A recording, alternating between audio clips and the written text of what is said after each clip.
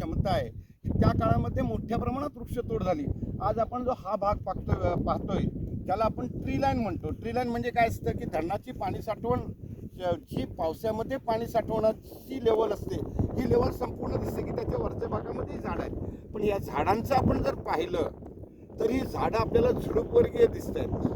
म्हणजे असा विचार केला तर साधारण 1960ला ज्यावेळी हा भाग शासनानं ताब्यात घेतला आणि त्याच्यानंतर इथे धरण बांधलं गेलं, पण त्या काळानंतरही अनेक वर्ष या भागामध्ये मोठ्या प्रमाणात वृक्षतोड होत होती. आणि ह्या वृक्षतोडीचे दुष्परिणाम जे आपल्याला दिसत आहेत ते असे आहेत की धरणाची पाणी साठवण क्षमता, या धरणामध्ये या वृक्षतोडीमुळे आलेला मोठ्या प्रमाणात जो गाळ आहे, हा गाळ सर्वत्र गाळण भरत आहे. आपण विचार केला तर यातल्या लोकांना विचारलं तर साधारण या लेवलपेक्षा 20 ते 25 फूट खोल पुढच्या भागामध्ये धरण होतं. ही घरटी त्याच्या नंतरची आहे.